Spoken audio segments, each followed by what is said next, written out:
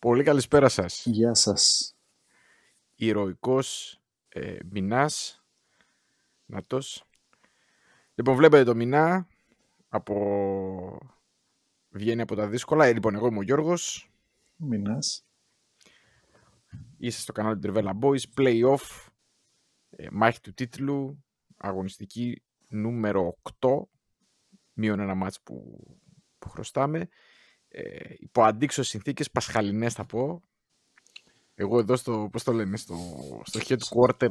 Στο άντρο. Στο headquarters στο Trivella Boys. Εσύ εκεί πέρα είσαι εξοχάς. Άρτια φιχθής. Ναι. Πού βρίσκεσαι, πες μας. Εξωτική Ήπειρο. Μέχρι και μάτς στο αυτοκίνητο είδαμε. Τι άλλο να κάνουμε. Παθιά να καταπιείς. Συγχωρέστε εγώ τι έχω χάσει. Δεν έχω δει τίποτα. Δεν έχω προλάβει. Είδα οριακά Παναθηναϊκό λίγο προς το τέλος δεύτερο ημίχρονο. Το ντέρμπι όλο. Ολυμπιακό στο ραδιόφωνο. Είμαστε χύμα. Extreme cover έχουμε κάνει.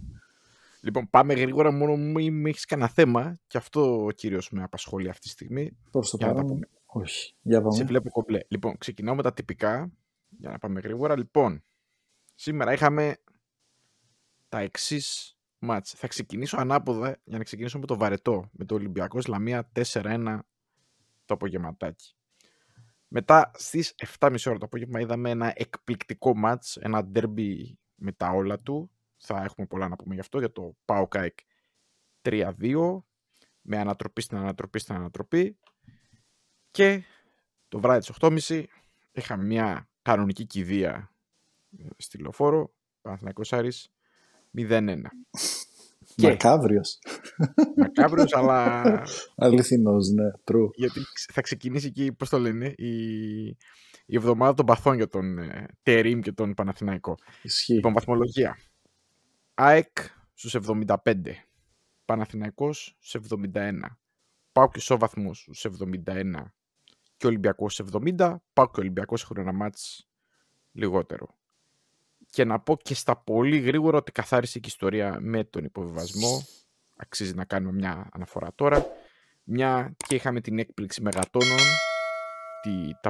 Το Πας Γιάννη να νικάει την Κηφισιά στην Αθήνα 2-3. Οπότε τον πήρε μαζί του την Κηφισιά το Γιάννηνα. Βουεθνική ο Βόλος σώθηκε, Πανελληνιακός σώθηκαν και θα πάνε για μια τελευταία αγωνιστική άνευ σημασίας. Έβλεπα σήμερα το πρωί τα highlights του Κηφισιά Πας Γιάννα και ζήλεψα όσο είδαν το μάτς. Γιατί εγώ έβλεπα τελικό βόλεϊ εκείνη την ώρα και εντάξει, δεν είχα εστιάσει αλλού και παρακολουθούσα λίγο τι γινόταν, αλλά είδα και τα highlights σήμερα. Έχει δοκάρια, πέναλτι, ακυρωθέν γκολ. Χαμός, ωραίο μάτς. Και εγώ για να μιλώ ψέματα, μόνο τα playoff και μόνο τα στιγμιότυπα είδα κι εγώ. Καλά, ναι. Εντάξει, τι έκανες. Δεν έχουμε 100 μάτια. Για πάμε στα δικά μας. Λοιπόν, καταρχήν πρέπει να πω το εξής. Κάθε φορά λέμε ότι κάπου θα καταλήξουμε και δεν καταλήγουμε πουθενά. Εγώ παραμένω. Μπορώ να πω ότι έχουμε ήδη τον πρώτο οριστικά νοκάουτ. Ναι, εντάξει. Είναι ο Παναθηναϊκός, ο οποίος το καλύτερο που μπορεί να κυνηγήσει είναι την αποφυγή της 4ης θέσης πρακτικά, διότι έχει 2 αγώνες και πρέπει ουσιαστικά η ΑΕΚ να μην κερδίσει τη Λαμία τελευταία αγωνιστική για να έχει ελπίδες για το πρωτάθλημα. Κάτι που το θεωρούμε εξορισμού αδύνατον. Έχει τις τυπικές πιθανότητες που έχει ένα οποιοδήποτε μάτς Ναι, βέβαια θα δει κανένα τις σχηματικές που με το που λήξαν τα παιχνίδια ο Παναθηναϊκός έπαιζε στο 35 για κατάκτηση και τώρα παίζει στο 50. Δηλαδή πριν μπούμε εγώ τότε στο 50 που καταλαβαίνουμε όλοι ότι εντάξει είναι γενικά το έργο του δύσκολο και ήταν και δύσκολο μετά το μάτς της Τετάρτης. Βέβαια μετά την νίκη του ΠΑΟΚ πυροβόλησε τα πόδια του Παναθηναϊκός. Αλλά εντάξει. Το πρόβλημα του Παναθηναϊκού είναι ότι και 2 νίκες να κάνει και η ΑΕΚ να μην κερδίσει. Ναι. Πρέπει να φέρουν και ισοπαλία οι άλλοι μεταξύ τους. Δηλαδή θα πρέπει να μην πάνε τέρμα κι άλλοι. Ναι, είναι τρελό σενάριο. Είναι σενάριο το οποίο δεν πολύ στέκει. Δηλαδή, σωστά. Απίθανο. Από την άλλη, αυτός που μπήκε στο κόλπο ενώ φαινόταν ήθελε συνδυασμό αποτελεσμάτων, ήταν ο Ολυμπιακός. Πρέπει να πούμε, ο οποίος δεν ήθελε κάποιο τέτοιο σενάριο, κάποια απώλεια βαθμών του Παναθηναϊκού. Ήθελε και νίκη του ΠΑΟΚ συγκεκριμένα, γιατί με την ισοπαλία μετά δεν θα είχε την ισοβαθμία με την ΑΕΚ τελευταία αγωνιστική. Οπότε ναι. ο Ολυμπιακός ουσιαστικά έμεινε ζωντανός. Πρέπει να κάνει 3-3 και το παίρνει και τέλος. Ο Ολυμπιακός είναι ξεκάθαρο τι πρέπει να κάνει. Ενώ ο ΠΑΟΚ περιμένει γκέλα της ΑΕΚ στο Καραϊσκάκι. Ναι, ο ΠΑΟΚ έχει και άλλους συνδυασμούς πιθανών αποτελεσμάτων. Δηλαδή, άμα η ΑΕΚ έρθουν χίτα από το μάτς ΑΕΚ Ολυμπιακού, ναι, αυτό λέω. Πάλι ευνοείται. Ο ΠΑΟΚ πρέπει να κάνει και αυτό ουσιαστικά 3 νίκες. Ναι, βέβαια. Η ΑΕΚ να μην κερδίσει στο Καραϊσκάκι ουσιαστικά. Εντάξει. Για μένα παραμένει φαβορί Γκράντε. Καλά. Εννοείται πως παραμένει η ΑΕΚ. Είναι η τύχη στα πόδια της, στα χέρια του, θες πες το. Και όχι μόνο αυτό, δεν είμαι βέβαιος ότι μπορεί κάποιος εκ των δύο άλλων να κάνει το απόλυτο. Κοίταξε, για να το πάρουμε 1-1, βγάζω το Παναθηναϊκό εκτός, ο Ολυμπιακός πρέπει να κάνει 3-3, έχοντας παίξει 2 μάτς με την Άστον Βίλα και καπάκι 3 μάτς μια εβδομάδα. Και τα οποία είναι Τούμπα, εντός με την ΑΕΚ και Λεωφόρο. Δηλαδή, θα μιλάμε για άθλο, υπεράθλο. Ναι. Ισχύει.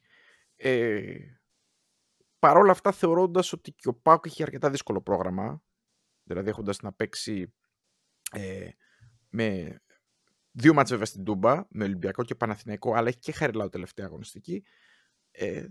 Γι' αυτό θεωρώ ότι προφανώς το δεύτερο φαβορί είναι ο ΠΑΟΚ, μετά την ΑΕΚ. Τρίτο φαβορί είναι ο Ολυμπιακός και τον Παναθηναϊκό το θεωρώ ότι κυνηγάει όνειρα. Έτσι αποτυπώνονται και οι πιθανότητες από τους ειδικούς, οπότε είσαι μέσα. Από αυτούς που είναι η δουλειά τους. Οπότε, ναι, αλλά παραμένει παντού δηλαδή γκράντε φαβορί η ΑΕΚ.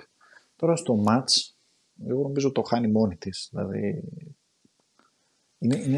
είναι συγκλονιστικό το ότι ο ΠΑΟΚ μπόρεσε να γυρίσει, ρε παιδί μου, από μια κατάσταση που μετά τον γκολ του Βίντα έβλεπε στα πρόσωπα των παικτών, ξέρω εγώ, και έλεγε εντάξει, δεν γυρνάει. Δηλαδή, τον Κετζιόρα να έχει καταρρεύσει, να πιάνει τις φανέλες, μια απογοήτευση, μια σιγή, ξέρω εγώ, στην Τούμπα. Και εντάξει, η ΑΕΚ έκανε και εγκλήματα. Δηλαδή, το πρώτο μου σχόλιο είναι αυτό, ότι αυτά που λέγαμε τόσο καιρό τα κουκούλωσε για 1-2 παιχνίδια και ξαναεμφανίστηκαν όλα σήμερα. Όλα. Κοίταξε, καταρχήν πρέπει να. Αν κάποιος δεν έχει δει τον αγώνα και βλέπει μόνο νούμερα, δεν θα μπορούσε να κατανοήσει και να αποτυπωθεί στα νούμερα το πόσο έντονο μάτσι ήταν, πόσες φάσεις είχε. Δεν είχε πολλές τελικές, αλλά είχε πολύ καλές τελικές, πολύ ποιοτικές τελικές. Και πιστεύω ότι οφείλεται σε 2 πράγματα. Πρώτον, στην πολύ κακή αμυντική λειτουργία της ΑΕΚ, δηλαδή και καλά, το γκολ που μπαίνει στο πρώτο δίλεπτο κατευθείαν είναι μέτρια αμυντική λειτουργία, δεν θα πω κακή, θα πω μέτρια, αλλά μετά έχει εκείνη την κεφαλιά του ΣΒΑΜ, που είναι αδιανόητο άλλος να σηκώνεται από τη μικρή περιοχή μόνος του, λάθη ή κακά διοξήματα, δηλαδή πολλές μπάλες δεύτερες που πέφτανε στην περιοχή της ΑΕΚ δεν διωχνόντουσαν. Απλά ενώ έβαλε τον γκολ πρώτο ΠΑΟΚ, αυτό που λες, γρήγορα το γύρισε το ματσιάκι. Φαίνονταν δηλαδή ότι είναι πολύ κυριαρχική. Μέχρι θα πω 30-35 λεπτό ναι. ημιχρόνου. Εκεί είχε τις ευκαιρίες να το κάνει 1-2, δηλαδή είχε σοφαρίσει στο 9-10, κάπου εκεί. Να το κάνει 1-2, αντί γι' αυτό χάνει φάσεις ο ΠΑΟΚ, που εκεί ο Θανασιάδης κάνει τις καλές αποκρούσεις, να γίνει 2-1. Και πηγαίνοντας στο ημίχρονο, εγώ περιμένω την ΑΕΚ να βγει στο δεύτερο και να είναι πιο καλή από ό,τι είδαμε, ειδικά στο πρώτο κομμάτι. Ο ΠΑΟΚ είχε 150.000 στημένα corner foul γύρω από την περιοχή και η μπάλα ήταν συνέχεια εκεί. Ναι, η αλήθεια είναι ότι, ρε παιδί μου, αυτό μου βγάλε και εμένα. Δηλαδή μέχρι αυτό που λες το μισάωρο και λίγο παρακάτω, η ΑΕΚ ήταν Απόλυτα κυρία. Δηλαδή, εγώ θεώρησα ότι το 1-2 είναι θέμα χρόνου στο πρώτο ημίχρονο. Είναι και ευκαιρία του Πινέδα, αν δεν κάνω λάθος, τώρα δεν έχω μπροστά μου, δεν μπορώ να έχω τα. Τη φάση του Το Πινέδα. πότε έγινε, δεν θυμάμαι ακριβώς. Εκτός από τον Αθανασιάδη ήταν και ο Κοτάρσκι εξαιρετικός. Και αλλά είναι φοβερό ότι σε αυτό το μάτς που ήταν 3-2 δεν είχε πολλές τελικές. Είχε εξαιρετικούς τερματοφύλακες για τους δύο. Δηλαδή κάναν πολύ, πολύ μεγάλες αποκρούσεις. Είναι γιατί και στα γκολ δεν μπορούσαν να κάνουν κάτι. Ναι. Καλά, εντάξει. Τι να κάνουν. Ναι. Σε ποιο, ας πούμε, ξέρω εγώ. Όχι. Είναι αμυντικά λάθη και το 2-1 του Βίντα. Είναι λάθος του Σβάμπ. Ναι. Και το βγάζει και ο Κοτάρσκι. Σώζει το αυτογκόλ ουσιαστικά και ο Κοτάρσκι. Ναι, ενστικτωδώς. Γιατί η στραβοκλωτσιά σε εκείνο το σημείο από τον αμυντικό για τον τερματοφύλακα είναι φιάλτης, έτσι. Δεν μπορείς τώρα πιο λεπτομεριακά. Αλλαγές Αλμίδα πώς είδαμε? Έπρεπε να κάνει κάποιες αλλαγές. Εγώ δεν ενθουσιάστηκα, πρέπει να πω. Δεν μπορώ να το ψέξω όμως γιατί πήρε πράγματα από παίκτες που περίμενε να πάρει. Κοίταξε, ο Αραούχο τα είχε φτύσει. Εκεί θα πήγαινα. Ο Αραούχο, αυτό που λέμε, έπινε τα λίστια. Δηλαδή τον έβλεπες και ήθελες να του δώσει ένα ποτήρι νερό να πιει. Ήταν πολύ, πολύ ζορισμένος. Φαντάζομαι ότι εκεί γέμισε το κέντρο ο Αλμίδα με σκοπό να ελέγξει καλύτερα το μάτς, βάζοντας τον Κατσίνοβιτς στη θέση του Αραούχο και βγάζοντας τον Ηλίασον και βάζοντας τον Άμραμπατ. Εγώ πιστεύω γιατί θέλει περισσότερο να κρατήσει μπάλα με αυτούς τους δύο. Δεν θεωρώ ότι ο Ηλίασον ήταν κακός και τον έβγαλε. Αλλά δεν νομίζω ότι πήρε και αυτό που ήθελε τελικά από αυτούς τους παίκτες που έβαλε. Φρεσκάδα ήθελε. Ξέρεις γιατί το σκεφτόμουν πριν, ότι η ΑΕΚ έχει κάνει το τέλειο μάτς την Τετάρτη και εντάξει, καλύτερα να δώσει, ρε παιδί μου, δεύτερο σερί μάτς πολύ υψηλής έντασης σε λίγες μέρες. Το έχουμε ξανατονίσει αυτό για τις ομάδες που παίζουν έτσι, ότι σπάνια θα δεις μια ομάδα να παίζει Τετάρτη και εκεί στο full και στα δύο παιχνίδια. Νομίζω αυτό που λες, πήγε με Άμραμπατ Γκατσίνοβιτς να ελέγξει λίγο το κέντρο. Εγώ πιστεύω ότι και με την ισοπαλία να έφυγε ο Αλμίδα δεν θα ήταν στεναχωρημένος, να σου πω την αλήθεια. Ναι, γιατί θα κρατούσε τον Μπάουκ σε απόσταση ασφαλείας και θα βλέπε. Ναι, προφανώς ήταν επικραμμένος γιατί προηγήθηκε η ομάδα του. Αλλά ναι, νομίζω ότι εν τέλει πήγε να ελέγξει το αριθμό και δεν τα πολύ κατάφερε. Αν και σε κάποιο σημείο του δευτέρου μηχρόνου έπεσε λίγο το τέμπο, φυσιολογικά. Δεν αντέχανε άλλο. Δεν αντέχανε. Και νομίζω ότι από τη διακύμαση του σκορ ανέβηκε το τέμπο. Ναι. Δηλαδή, επειδή προηγήθηκε η ΑΕΚ, ο ΠΑΟΚ αναγκαστικά βγήκε πιο μπροστά και πιο επιθετικά και μετά, εφόσον ισοφάρισε εκεί, είπε να πάμε να το πάρουμε, ξέρω κι εγώ. Ναι. Πάντως και η ΑΕΚ δεν κλείστηκε. Δηλαδή, εγώ είδα και στο 2-2 ακόμα να τριγυρίζει γύρω από την περιοχή. Δεν νομίζω ότι μπορεί να κλειστεί. Δεν μπορεί όντως. Δεν μπορεί. Το είδαμε σε πολλά μάτς. Στα περισσότερα δεν τα κατάφερε να κλειστεί. Εντάξει, να σου πω κάτι. Η ΑΕΚ πήρε κάποια παιχνίδια που δεν έπρεπε. Τώρα είναι βαριά η κουβέντα. Βάσει ευκαιριών, π.χ. με τον Ολυμπιακό, και σήμερα που θα μπορούσε να το έχει καθαρίσει το παιχνίδι, θα μπορούσε να το είχαν και νωρίτερα, δεν πήρε τίποτα. Εντάξει, έτσι είναι το ποδόσφαιρο. Για τον ΠΑΟΚ, νομίζω ότι είναι κλειδί η αλλαγή που κάνει ο Λουτσέσκου με το Σάστρα. Ναι. Δηλαδή εκεί γυρνάει σε όλο το μάτς. Και δεν είναι μόνο το σουτ που κάνει, είναι γενικά οι κατεβασιές του. Και η αλλαγή του Σαμάτα με τον Τόμας. Ο Τόμας ήταν αρνητικός. Συμφωνώ. Ήταν ο χειρότερος του γηπέδου, νομίζω, για μένα. Μόνο φάουλ έκανε, ήταν στη μανούρα, δεν βοηθούσε καθόλου, δεν μπορούσε να κερδίσει καμία μονομαχία. Και ενώ ο ΠΑΟΚ έφτανε συχνά στην περιοχή της ΑΕΚ, ήταν ακίνδυνος εντελώς εκεί ο Τόμας. Ήθελε Σαμάτα. Έβγαλε εκνευρισμό γιατί δεν πήρε κάποια σφυρίγματα που κυνήγησε και τον έβλεπε, δηλαδή. Μου τραβούσε τις φανέλες, χτυπιόταν λογικό και δεν του πάει το μάτς. Όταν δεν του πάει το μάτς είναι αρνητικός. Ο Σαμάτα δεν είναι όμως για να ξεκινάει. Δηλαδή νομίζω ο Λουτσέσκου καλά το βλέπει το έργο. Ότι ξεκινάει με τον Τόμα, σου λέει θα πιέσω. Ό,τι μπορώ, θα πάρω ό,τι μπορώ. Θα τους κουράσω. Μπράβο, και στο τελευταίο μισάωρο το έκανε με την Δυναμό. Το έκανε στα υπόλοιπα παιχνίδια πρωταθλήματος πλην Λαμίας στην Τούμπα. Θα πετάξω το ταύρι μέσα. Πλην Λαμίας ενώ το Τετάρτης που ήταν δεν ήταν καλό το Σαμάτα.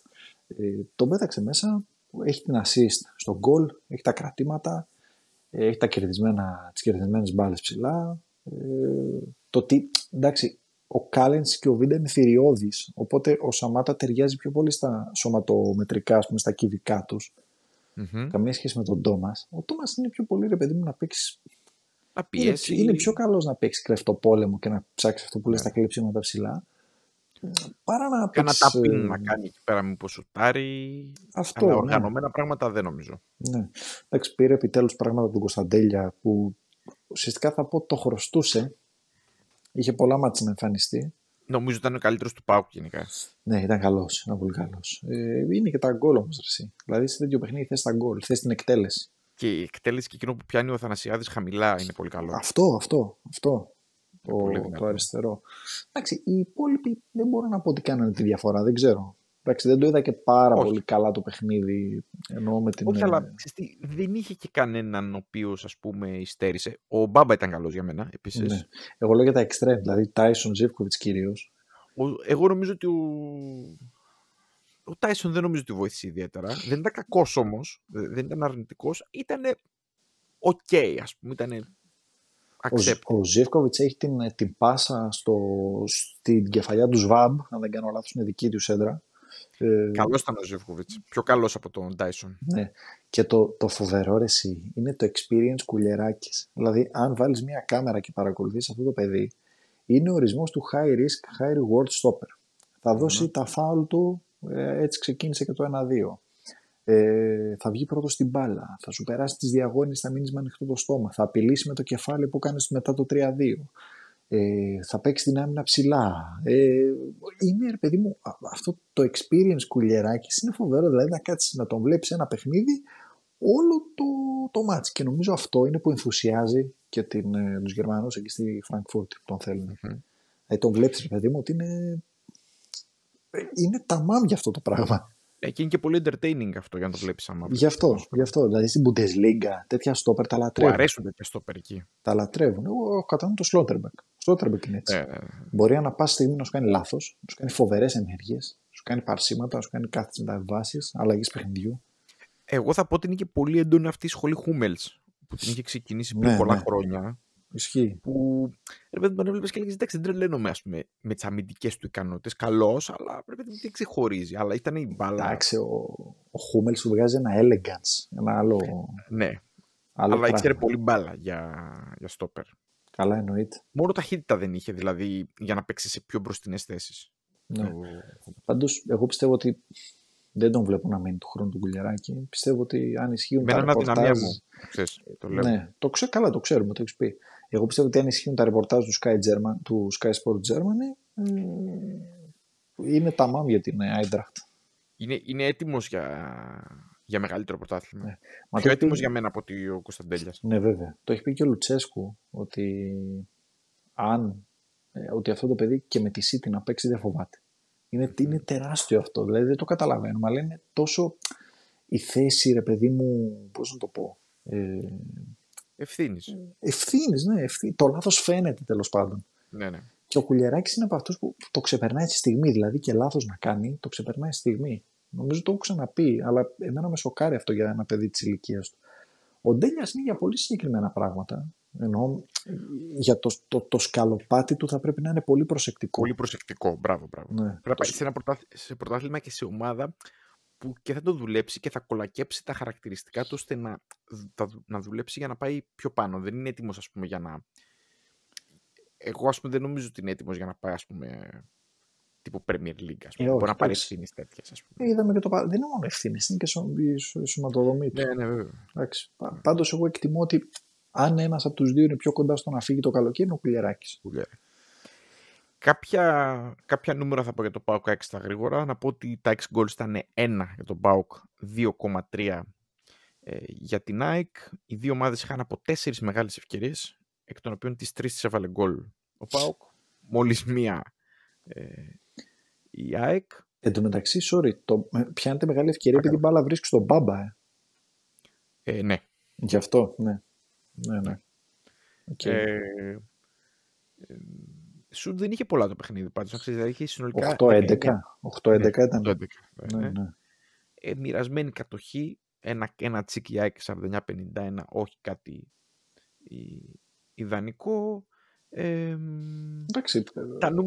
Τα νούμερα πάντως σε γενικές γραμμές δείχνουν αρκετά πράγματα μοιρασμένα, εκτός από την ευστοχία ουσιαστικά του ΠΑΟΚ στις μεγάλες τελικές που έκανε. Αυτό έκρινε νομίζω και το αποτέλεσμα. Τα XG, δηλαδή είναι του Πινέδα πρέπει να είναι πολύ υψηλό το νούμερο.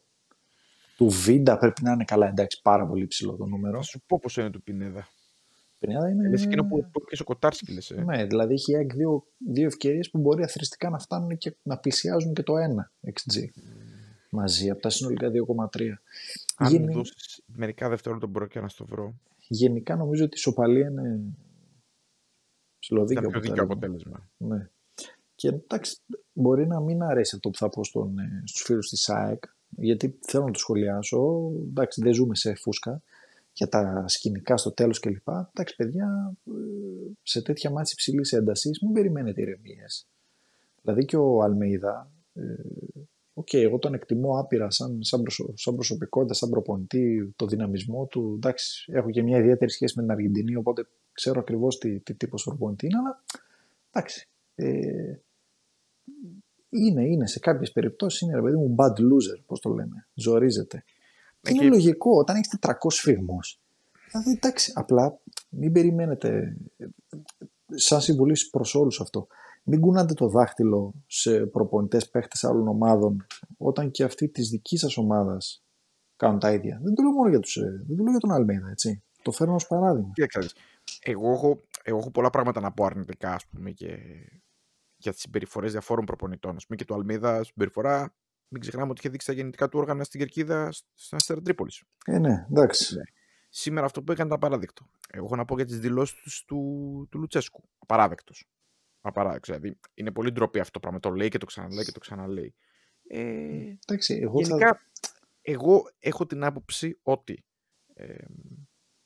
προπονητές τέτοιου τύπου που δημιουργούν τέτοια πράγματα οφείλονται σε δύο πράγματα. Το ένα είναι προσπαθούν να βγάλουν την ένταση από τους παίκτες τους και να την εστιάσουν πάνω τους, προσπαθώντας να το κάνουν, ή είναι πάρα πολύ νευρικοί. Είναι δηλαδή οξύθυμοι χαρακτήρες. Νομίζω ότι στη συγκεκριμένη περίπτωση έχουμε ο Λουτσέσκου είναι λίγο πιο γατόνι. Προσπαθεί να αποσυμφορήσει κάπως. Ο Αλμέιδα ήταν πάντοτε νευρικός και σαν παίκτης ήταν πολύ νευρικός. Ναι, είναι Αργεντίνος. Δηλαδή βλέπεις το Σιμεώνη. Το Σιμεώνη πέφτει κάτω, γκρινιάζει, φωνάζει. Το ζούνε το παιχνίδι. Εντάξει. Απλά ρε παιδιά, λίγο έτσι, πώς να το πω, cool, ηρεμία. Εντάξει. Δεν λέω ότι ο Αλμέιδα σήμερα ξεσήκωσε τη φασαρία μόνος του. Πάντως. Αλλά εντάξει, μην τρελαίνεστε όλοι. Αν με ρωτάς, δεν έγινε και τίποτα γενικά. Μωρέ, τίποτα δεν έγινε. Απλά μας αρέσει στην Ελλάδα να ασχολιόμαστε με τα πάνω. Θέλει και λίγο τέτοια πάντως σε γενικές γραμμές, γιατί ήταν ψηλό. Ναι, εντάξει. Παντού γίνονται αυτά. Εφόσον δεν ξέφυγε πολύ το πράγμα, έφτασε μέχρι ένα όριο, οκ. Ας σου πω. Εδώ έχουν ένταση απ' έξω που δεν παίζουν το μάτς. Άμα δεν έχουν ένταση αυτή που κρίνεται η χρονιά και οι προσπάθειές τους και οι κόποι τους, ποιος θα έχει ένταση? Εντάξει, όταν έχεις 400 φυγμούς, προφανώς και θα ξεφύγεις. Πάντως έχουν κάτι, δεν θέλω να ονοματίσω και δεν θα το πω μόνο για την ΑΕΚ και τον Ολυμπιακό. Καλά, τη φασαρία. Αλλά θα πω και όλες και οι 5 ομάδες, θα βάλω και τον Άρη μέσα, έχουν κάτι μουρμούριδες στον πάγκο, οι οποίοι δεν είναι προπονητές, είναι γενικοί διευθυντές, αθλητικοί διευθυντές, βοηθοί, μεταφραστές. Αυτοί δημιουργούν την ένταση. Ακριβώς, αυτό θα έλεγα. Μανουριάζουν, μουρμουράνε, λένε διάφορα, τα λένε και σε άλλες γλώσσες που δεν καταλαβαίνει κανείς τίποτα, τα λένε μεταξύ τους. Αυτό θα έλεγα. Σήμερα δηλαδή η μανούρα δεν ξεκίνησε από Λουτσέσκο και Αλμέιδα. Χαίρομαι πολύ. Από τα Πέριξ ξεκίνησε. Ναι, εντάξει, τώρα μην πιάσει τα Πέριξ, άστο. Απλά αυτό να έχει ο κόσμος κατά νου ότι δεν εμπλέκεται ένας ποτέ, δεν μαλώνει ποτέ ένας. Και λίγο, παιδιά, κάλμα. Ας επικεντρωθούμε στα ποδόσφαιρα και ας αφήσουμε τα σκηνικά. Πάμε λεωφόρο. Πάμε Τι έγινε εκεί τώρα, στο Παναθηναϊκός Άρης? Το έχω δει όλο το μάτς. Καλά, να σου πω την αλήθεια, έχω δει και τα 3 μάτς full. Είσαι γεμάτος. Ναι, είναι μετά από πολύ καιρό μπορούσα να πω ότι μετά τις 1 ήμουνα χαλαρός στο σπίτι και μπορούσα να δω πράγματα. Πού να το ξεκινήσω, καταρχήν τι να πω, δηλαδή. Εντάξει, όλοι θέλουν να ακούσουν για τα 3-4. Ναι, είναι το αγαπημένο μου. Δυστυχώς δεν είχα προνοήσει και την ώρα να φάρω μια φωτογραφική, να κάνουμε πώς reactions, live reactions. Κατά αλλαγή είναι έτσι. Το ξανακοιτάω και λέω, πω λέω, εντάξει, εγώ έχω και πολλές ενστάσεις και με την αρχική ενδεκάδα. Δηλαδή, έχω την αίσθηση ότι ο Παναθηναϊκός την ξαναπάτησε με έναν τρόπο που την είχε πατήσει και σε άλλα μάτς, που δεν το περίμενα να συμβεί αυτό σήμερα, ότι πήγε αρκετά προετοίμαστος ή αρκετά χαλαρός, θα πω. Δεν ξέρω αν έφταιγε το... Νομίζω ότι πριν το μάτς δεν υπήρχε άγχος στον Παναθηναϊκό. Έφαγε απλά το γρήγορο γκολ. Δεν μπόρεσε να ισοφαρίσει γρήγορα και κάθε λεπτό που περνούσε ένιωθες ότι στάζει ένα βαρύδι στους παίκτες του Παναθηναϊκού. Φαινόταν αυτό και στο βίντεο. Εγώ που είδα το δεύτερο μήχρονο και πιο με μεγαλύτερη συγκέντρωση στο τελευταίο μισάωρο, φαινόταν. Σε πάσες, σε ενέργειες, σε. Εντάξει, το σχήμα βάζω ό,τι μεσοεπιθετικό έχω, ξεφάβω ό,τι έχω και δεν έχω. Μαντσίνι, Τζούρισι, Τζιερεμέγε, όλοι μέσα, ό,τι γίνει. Σου είπα ποιο μου θύμισε. Πριν ξεκινήσουμε. Λοιπόν, παιδιά, πρέπει να βρείτε Ζεράρ Ρουγέ. Αείμνηστος πλέον, έχει πεθάνει. Θα σχολιάσω τώρα από πολύ κακά πράγματα για αυτόν πλέον. Αλλά κάτι 4-2-4 που έβαζε όταν η ομάδα δεν κέρδιζε και τέτοια, βάζοντας πολλούς επιθετικούς. Εντάξει, αυτό με τους 3 επιθετικούς δεν μπορώ να το χωνέψω. Εγώ έχω ενστάσει και από την αρχική ενδεκάδα. Δηλαδή, εντάξει, δεν θα πω ψέματα. Δεν ήταν και τόσο κακός, παρεπτόντως ο Βιλένα. Εν τέλει. Ναι, okay. Δεν ήταν τόσο κακός. Εντάξει. Μου φάνηκε λίγο ύποπτο ότι ξεκινάει ο Βιλένα. Δηλαδή. Κοίταξε. Και Λιμιός μου φάνηκε περίεργο που ξεκινούσε. Έχασε και για τον γκολ στο πρώτο ημίχρονο. Παίχτες τώρα που παίρνουν τόσα λεφτά. Θέλω να πω ότι εντάξει, ρε φίλε, για κάποιο λόγο τους τα έδωσες. Δεν μπορεί να μην κάνουν τίποτα. Όσο κακή και να είναι, κάποια στιγμή θα βγει μια αντίδραση. Ξέρω εγώ, ρε παιδί μου. Κάτι, ναι, θα δείξουν μια τέτοια ποιότητα. Δεν γίνεται. Ξέρω εγώ τώρα, εντάξει, Παναθηναϊκός, πρώτος στόχος αποτυχία, δηλαδή των αγωνιστικών, εντάξει, τι να πεις, ότι πιο πολύ έψαχνε να πάρει πέναλτι στο τέλος παρά να κερδίσει. Πολύ γκρίνια, ρε φίλε, πολύ γκρίνια. Εντάξει, γκρίνια. Κάθε φάση γυρούσαμε στο διαιτητή και γκρινιάζαμε. Γιατί. Κοίταξε, είχε πολλές διακοπές. Εντάξει, πέθανε παίκτης του Άρη, είχε πολλές διακοπές. Με τραυματισμούς, είχε από εδώ, είχε από εκεί, αλλαγές, κακό και ξέρεις τώρα, όταν δεν μπαίνει μπάλα μέσα, αρχίζει και η γκρίνια απ' έξω, η μουρμούρα, εκνευρίζονται εκεί οι παίκτες, περνάει η ώρα. Είναι δύσκολα. Πάντως, εν κατακλείδη, πρώτος στόχος έξω. Για τον Παναθηναϊκό. Η αποτυχία ήρθε, μπορούμε να το πούμε, εκτός αν κάποιος πιστεύει ότι, ας πούμε, Παναθηναϊκός μπαβάρει πρωτάθλημα, που εγώ δεν πιστεύω πλέον. Αλλά όχι. Μην κάνουμε αυτά. Ναι, νομίζω ότι εντάξει, τώρα μην κοροϊδευόμαστε μεταξύ μας, δεν μπορεί να πάρει πρωτάθλημα Παναθηναϊκός. Οπότε πρώτος στόχος Γιόκ. Έλευση Στερίμ. Πάμε να δούμε το δεύτερο τώρα. Βασικά υπάρχει και ένας άλλος, ο οποίος είναι η αποφυγή της τέταρτης θέσης. Γιατί αν ο Παναθηναϊκός βγει τέταρτος, θα μιλάμε για ούμπερ αποτυχία. Και μετά πρέπει να παίξει τον τελικό σαν να μην υπάρχει αύριο. Σαν τελικό. Ναι. Πάντως το μάτς και από άποψη στατιστικών, εντάξει, ο Παναθηναϊκός έχει 26 τελικές, μόλις 7 ο Άρης, 2,1 ex goals, αλλά χαμηλή ποιότητα στις τελικές. Είναι χαμηλές 26. Μία μεγάλη ευκαιρία έχει ουσιαστικά. Του Λιμιού παίζει να είναι κιόλας. Νομίζω του Λιμιού είναι η πιο μεγάλη ευκαιρία. Ναι, του Λιμιού είναι. Ναι, του Λιμιού είναι ή του... Όχι, περνάνε του Σπόραρ. Οκ. Πάντως και του Λιμιού ήταν μεγάλη ευκαιρία. Δεν είμαι πολύ σίγουρος, γιατί έχει πολλά κυκλάκια και δεν μπορώ να το δω. Εντάξει, τέλος πάντων. Απλά νομίζω ότι από κάποιο σημείο και μετά, με το που περάσαμε κάποιο λεπτό, γίνανε αυτές οι περίφημες αλλαγές του Τερίμ, ένιωθα ότι δεν υπάρχει περίπτωση να ισοφαρίσει ο Παναθηναϊκός. Ναι. Δηλαδή, μόνο με κάποιο στραβογκόλ θα ένιωθα ότι ισοφαρίσει ο Παναθηναϊκός. Γύρισμα, αναμπουμπούλα, κόντρα στην κόντρα, κανένα ταπίν, τίποτα τέτοιο. Και θα μπορούσε, αν το βάζε κάποια στιγμή γκολ, θα μπορούσε να βάλει και δεύτερο να το ανατρέψει full.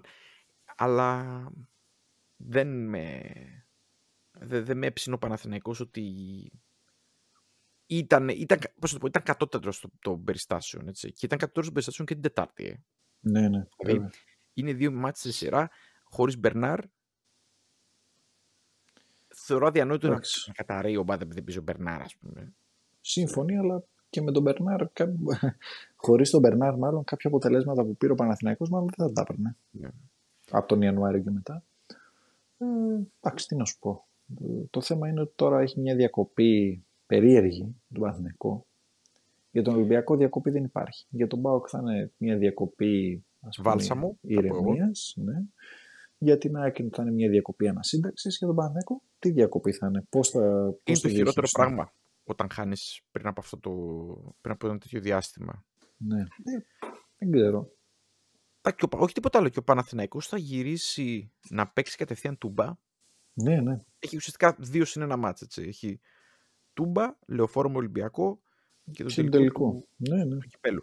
Θα γυρίσει να παίξει με ένα ΠΑΟΚ ο οποίος δεν ξέρουμε, θα έχει παίξει πριν το μάτς με τον Ολυμπιακό, δεν ξέρουμε τι στόχους θα έχει. Θα είναι σαφώς βέβαια πιο κουρασμένος από ότι ο Παναθηναϊκός, αλλά δεν ξέρω, θα είναι σε φάση προετοιμασίας για τον τελικό, θα προσπαθήσει να αποφύγει την τέταρτη θέση, θα πρέπει να κάνει rotation με τον Ολυμπιακό πριν το μάτς με τον τελικό. Έχει πολλά ερωτηματικά και ακούστηκαν και κάτι από δοκιμασίες για τον Τερίμ στο τέλος. Πρώτη φορά άκουσα τέτοιες αποδοκιμασίες για τον Τερίμ. Δηλαδή εννοώ κάπως πιο έντονες.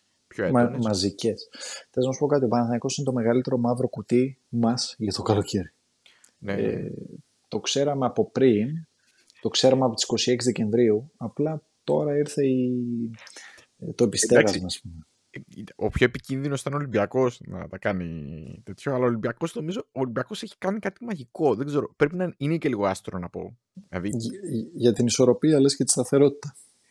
Ναι, και ότι έχει καταφέρει να πάει αυτή τη χρονιά, ενώ δεν είναι φαβορά να πάρει το πρωτάθλημα, το ότι είναι συνέχεια μέσα στα πράγματα. Βέβαια, ο Ολυμπιακός νικάει, κάνει έναν και είναι πάντα τέταρτος. Έτσι, μην το ξεχνάμε αυτό. Εντάξει, είναι λίγο ψυχολογικό αυτό. Αλλά όλο εκεί, όλο από εδώ, όλο αυτό μένει στο κόλπο. Και ξέρεις τι, όσο μένει στο κόλπο μέχρι τέλους, ξέρεις τι, επειδή έχει στόχους, είσαι alive που λένε, είσαι ακόμη εκεί, το παλεύεις. Κοίταξε, έχει φέρει ηρεμία ο Μεντιλίμπαρ, φοβερή ηρεμία. Σήμερα το Ολυμπιακός Λαμία ήταν ένα μάτς το οποίο ο Ολυμπιακός θύμισε λίγο έναν Ολυμπιακό που ήταν το μυαλό του αλλού. Δεν ήταν χορταστικός ο Ολυμπιακός για κάποιον που δεν το έχει δει το μάτς. Okay. Και δεν νομίζω ότι το πρόβλημα ήταν στην επίδυση. Ήταν αρκετά, πώς θα το πω ρε παιδί μου, τσαπατσούλης. Ήταν τσαπατσούλης σε επιστροφές, ειδικά από κάποιο σημείο και μετά και το γκολ της Λαμίας μπαίνει από φάουλ που εκτελέστηκε γρήγορα χωρίς να μαρκάρει κανένας, ας πούμε. Δηλαδή δεν υπήρχε. Έβγαλε φάση Λαμία, ίσως να την αδικεί ελαφρώς το σκορ. Δεν υπήρχε βέβαια, έτσι πως πήγε το μάτς, καμία περίπτωση να κερδίσει ή να πάρει κάποιο αποτέλεσμα η Λαμία. Τα 6 γκολ ήταν 2 για τον Ολυμπιακό, 0,6 για τη Λαμία, 4 μεγάλες ευκαιρίες στον Ολυμπιακό, οι 2 μπήκαν γκολ, 1 για τη Λαμία. Εντάξει, μπορούσε εκεί να το κάνει, μήπως 3-2 μπάσκετ, αλλά... Τζιλούλη εκεί. Ναι, γενικά έμπαζε λίγο η άμυνα πίσω. Εντάξει, λογικό, γιατί Πασχαλάκης Βέζο, ας πούμε, έχουν παίξει ποτέ μαζί, ξέρω εγώ. Ναι. Ήταν λίγο και να έχουν παίξει να ήταν για μια φορά, 2 max, που δεν νομίζω. Εντάξει, ο Ολυμπιακός έχει 2 μάτς τώρα να τα απολαύσει, θα πω εγώ, να στον Βίλα. Και ό,τι πάρει από αυτό είναι. Ό,τι πάρει, ό,τι έρθει. Εντάξει, μετά είναι λίγο το ότι θα πάει να παίξει στην Τούμπα. Βέβαια. Με το στόχο ανοιχτό, έτσι. Δεν θα έχει το ταξίδι Μπέρμιχαμ Θεσσαλονίκη, θα είναι στην Αθήνα. Εντάξει, θα τελειώσει το μάτι Πέμπτη βράδυ, θα πάει να παίξει Κυριακή. Οκ, έχει Παρασκευή, έχει Σάββατο, δηλαδή δεν θα είναι τόσο, ξέρεις, το μπαμ. Για το πρωτάθλημα θα πω το εξής. Αν ο Ολυμπιακός κάνει διπλό στην Τούμπα, θα το πιστέψει πολύ. Καλά, σίγουρα. Εντάξει, μετά την Τετάρτη με την ΑΕΚ θα έχουμε Ναι, γιατί μετά δεν είναι τίποτα. Δηλαδή λες, ΑΕΚ εδώ, εντάξει, πρέπει να νικήσω. Ναι. Ωραία. Και μετά πάω all in για τελευταίο μάτς. Δεν είναι τόσο τέτοιο. Θεωρώ ότι για τον Ολυμπιακό να διεκδικήσει το πρωτάθλημα, το πιο δύσκολο για μένα στάδιο είναι το πρώτο. Θα έχει κοντά το μάτς με την Αστον Βίλα, το οποίο δεν ξέρουμε πώς θα έχει πάει κιόλας ψυχολογικά, Ναι. τακτικά, όλο το concept. Καλά, σε περίπτωση που προκριθεί ο Ολυμπιακός, εντάξει, ο τελικός του Conference League θα είναι... Εντάξει, δεν θα υπάρχει κάτι άλλο. Καλά εννοείται. Εντάξει, μετά ό,τι και να καίει το πρωτάθλημα. Ναι. Τι να πεις. Πάντως, είναι καλό για την ΑΕΚ και γι' αυτό δίνεται ως τόσο grande φαβορί το γεγονός ότι πρώτα θα παιχτεί το ΠΑΟΚ Ολυμπιακός. Και εντάξει, εκεί άμα φαγωθούν μεταξύ τους και το μάτσι ευτυχή, γεια σας. Δηλαδή η ΑΕΚ θα πάει ξεκούραστη και άνετη στο Καραϊσκάκης. Θα δούμε, θα έχει κάνει και ο Ολυμπιακός να στον Βίλα. Τώρα δηλαδή αυτά τα μάτια τώρα είναι εντελώς θεωρητικά. Δεν ξέρουμε τι θα γίνει με τον Ολυμπιακό, με τη Βίλα, τι θα γίνει στο ΠΑΟΚ Ολυμπιακός. Δηλαδή τώρα μπορούμε να μιλάμε μόνο για αυτά τα μάτια, για τίποτα άλλο. Ακολουθεί μεγάλη διακοπή, οι ομάδες θα ξεκουραστούν, όσες δεν έχουν πλην Ολυμπιακού, δηλαδή οι τρεις. Οπότε εντάξει, θα δούμε. Είναι νωρίς ακόμα. Πάντως, εγώ θα πω ότι παραμένουμε σοφοί. Και μετά το ΠΑΟΚ Ολυμπιακός θα γίνουμε οριστικά, νομίζω, σοφοί. Σοφοί, πάνσοφοι. Ξέρω εγώ. Αυτά. Δεν ξέρω αν δεν έχω να πω κάτι άλλο γενικά. Ήταν πάντως μια έντονη μέρα. Το καλό είναι ότι δεν στιγματιστήκαμε από διαιτησίες και αού και τέτοια. Όχι, παρότι εμένα αυτό στην Τούμπα δεν μου γέμισε πολύ το μάτι. Ναι. Δεν ξέρω αν είναι δικιά μου αίσθηση. Δεν νομίζω ότι ήταν καλός διαιτητής γενικά. Καλός διαιτητής. Δεν ξέρω αν είναι καλός διαιτητής. Δεν ήταν αρχοντικός. Δεν μπορούσε να επιβληθεί στους παίκτες. Είχα την αίσθηση ότι δεν το είχε υποέλεγχο το μάτσο. Δεν το κουμάνταρε καλά. Τέλος πάντων, οκ. Θα δούμε. Λοιπόν, θα έρθουν στα τελευταία. Θα τα πούμε. Θα παλέψουμε, σίγουρα θα έχουμε πράγματα για τον Ολυμπιακό να πούμε και ό,τι άλλο καταφέρουμε εκεί από την εξωτική Ήπειρο. Να κάνουμε κανένα Champions League. Κανένα Champions League μακάρι να κάνουμε. Εσύ άμα τα καταφέρεις, εγώ είμαι λογικά μέσα. Εντάξει, μπορεί Τετάρτη, αφού έχουμε δει και τα δύο ζευγάρια, να κάνουμε κάτι. Βεβαίως. Αυτά. Την αγάπη μας. Χαιρετούμε. Φιλιά.